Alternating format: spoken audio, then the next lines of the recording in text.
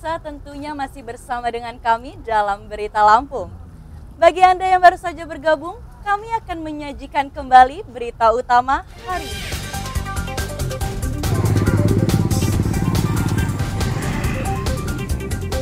Akibat rem tangan tidak diaktifkan, truk singkong mogok di Jalan Sumatera lintas timur Mesuji menabrak rumah hingga hancur.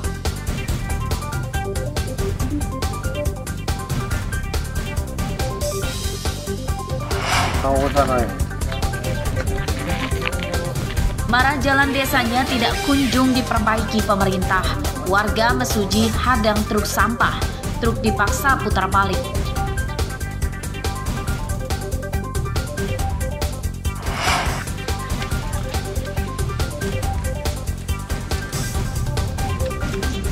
Penangkaran rusa di Bandar Lampung jadi tempat wisata keluarga.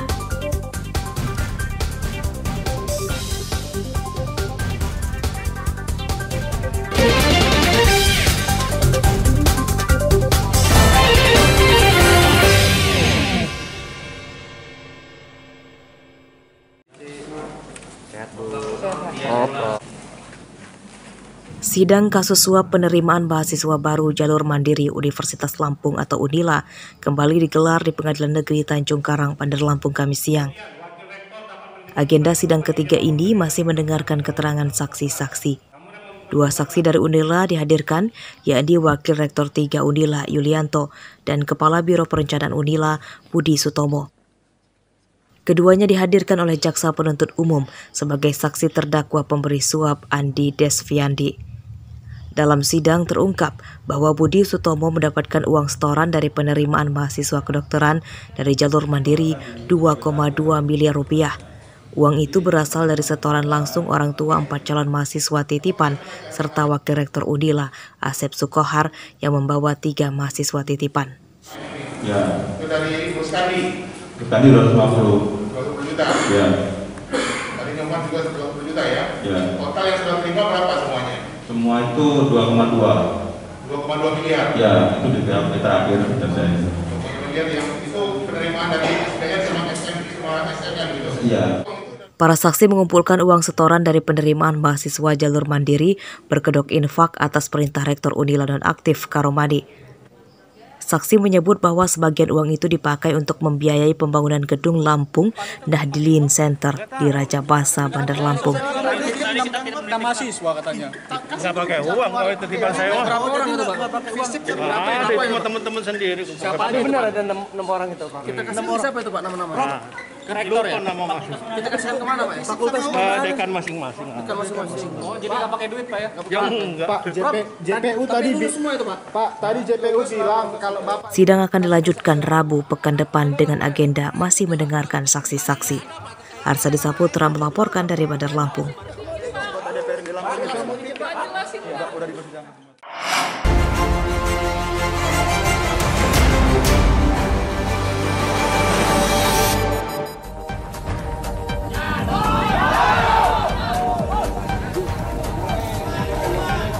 Kerusuhan terjadi di dalam lingkungan perkantoran perusahaan perkebunan sawit PT Gunung Aji Jaya, Kecamatan Pubian, Lampung Tengah, Sabtu siang. Ratusan orang dari 5 kampung di Kecamatan Pubian membakar gedung dan merusak fasilitas kantor perusahaan PT Gunung Aji Jaya. Warga melengkapi diri dengan berbagai senjata tajam dan kayu. Polisi di lokasi yang bersiaga kewalahan meredam amuk massa. Tidak ada korban jiwa dan luka dari pihak polisi maupun massa dalam kerusuhan ini. Menurut polisi, kerusuhan ini dampak dari beredarnya berita hoaks atau berita bohong terkait habisnya masa hak guna usaha atau HGU PT Gunung Aji Jaya yang mengelola lahan lebih dari 400 hektar. Massa berupaya merebut lahan tersebut, padahal HGU PT Gunung Aji Jaya telah diperpanjang sejak 2015 lalu hingga tahun 2040 mendatang. Polisi telah menangkap 7 tersangka pembakar kantor dan kendaraan perusahaan. Mereka warga Kecamatan Pubian, Lampung Tengah. Mereka terancam hukuman 10 tahun penjara.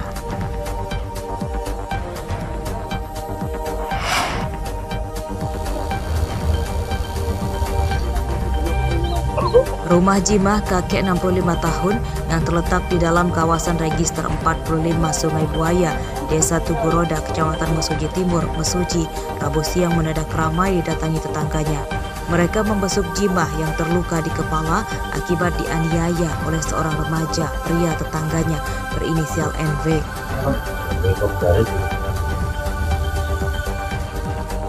Penganiayaan terjadi di kebun singkong milik Jimah. Keributan berawal saat pelaku tidak diperbolehkan mengambil daun singkong di kebun Jimah. Pelaku akan mengambil daun singkong untuk dijual, bukan dipakai sendiri. Pelaku yang marah kemudian menyerang korban dengan senjata tajam. Korban yang berteriak meminta pertolongan didengar polisi yang sedang patroli. NV ditangkap dan korban dievakuasi ke puskesmas. NV kini ditahan di Polres Mesuji. Atas perbuatannya ia terancam hukuman 9 tahun penjara.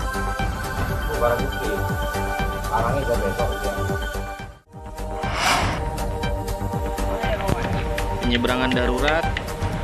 Pemandangan mengerikan ini jadi hal yang biasa di Kecamatan Sukau, Lampung Barat selama sepekan terakhir. Sejumlah pelajar SD pulang sekolah dan ibu-ibu yang menggendong balita terpaksa harus dipegangi petugas BPBD saat melewati jembatan darurat di Sungai Waiwarku. Jika selip, bisa saja mereka terjatuh ke sungai berarus deras ini. Begitu juga dengan para petani yang membawa tomat hasil panennya. Tomat yang sudah dikemas dalam kotak kayu digotong menyeberangi sungai saat akan dijual ke kota. Lumpuhnya aktivitas warga akibat jembatan penghubung Desa Pagardewa dan Sukamulya putus diterjang banjir bandang pada hari Minggu 13 November lalu. Warga tidak melalui jalan lain karena jaraknya jauh dan rusak. Untuk membantu warga menyeberangi sungai, petugas BPBD mendirikan posko di dekat sungai ini. Petugas membuat jembatan darurat dari kayu dan bambu, pengganti jembatan yang putus, serta menyiagakan 1 unit perahu karet. Namun jembatan darurat hanya bisa dilalui orang saja dan tidak bisa dilewati kendaraan. Warga Desa Pagardewa dan Sukamulya, Kecamatan Sukau, Lampung Barat, mendesak pemerintah segera membangun jembatan baru. Jembatan jadi jalur vital warga untuk beraktivitas dan membawa hasil panen ke kota.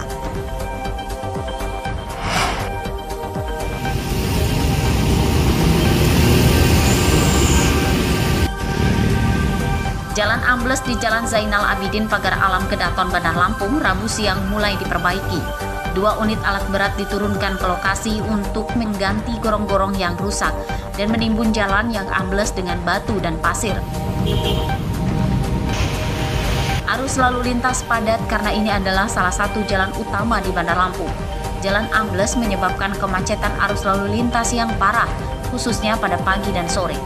Jalan kian sempit karena di lokasi perbaikan dipasang pagar supaya tidak mengganggu aktivitas pekerja dan alat berat. Mobil yang melewati jalan ini harus bergantian. Tak hanya pengendara, para pedagang di sekitar jalan yang ambles terkena imbasnya. Pendapatan mereka menurun drastis dan berharap perbaikan dipercepat supaya arus lalu lintas kembali normal. Jalan Zainal Abidin Pagar Alam Kedaton ambles karena gorong-gorong yang di bawahnya jebol. Jalan ambles tidak merenggut korban jiwa. Warga yang melewati jalan ini diminta bersabar sebab sering macet parah.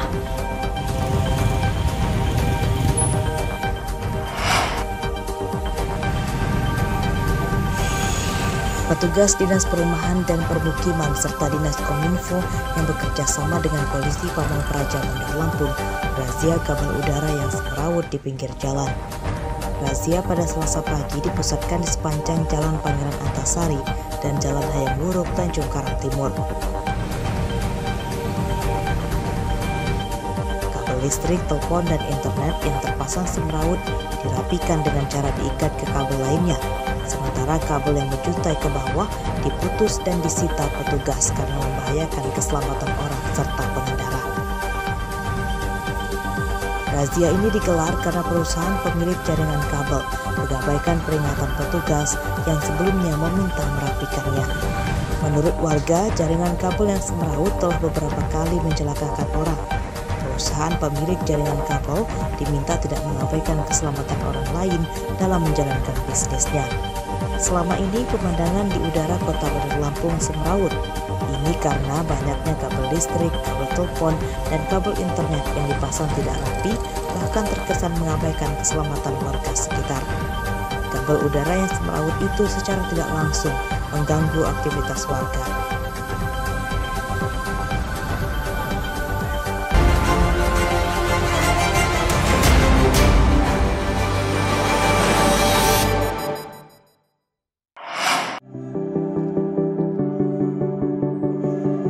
Salah satu tempat wisata keluarga di Bandar Lampung adalah Taman sekaligus penangkaran rusa Wan Abdul Rahman di Kelurahan Kedaung, Kecamatan Kemiling.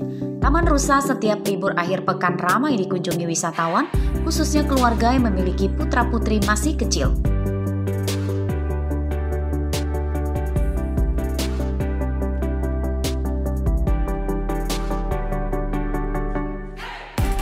Di tempat ini terdapat 50 ekor rusa yang berasal dari indukan Jawa Barat dengan jenis Timorensis.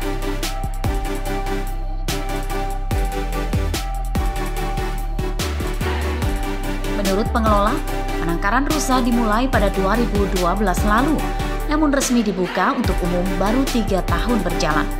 Tiket masuknya terbilang terjangkau Rp5.000 per orang. Sajikan di sini yang pertama yang pasti kita ngeliat rusa ya. Ya, tujuannya utama itu penangkaran rusa. Yang kedua, di sini ada gazebo, terus tempat main anak-anak, terus taman, tempat duduk-duduk nyantai, berinteraksi sama rusanya, terus memberi pakan rusanya langsung, terus banyak ini.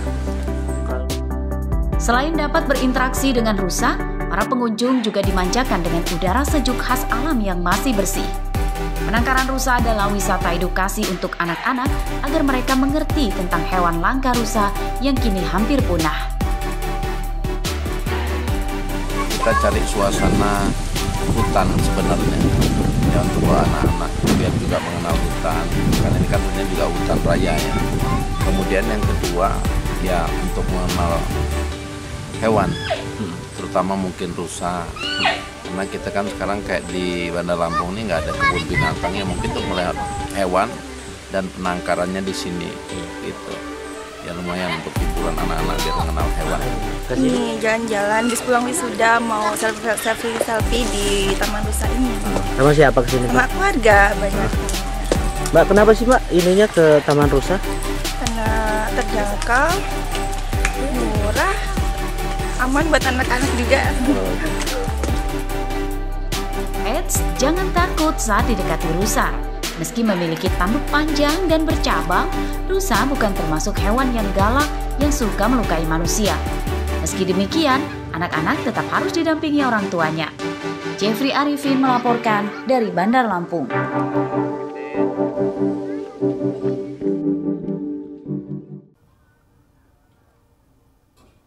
Pemirsa, informasi tadi sekaligus menutup perjumpaan kita pada pagi hari ini. Saya Vika Rana dan seluruh tim redaksi pamit undur diri, selamat beraktivitas dan sampai jumpa.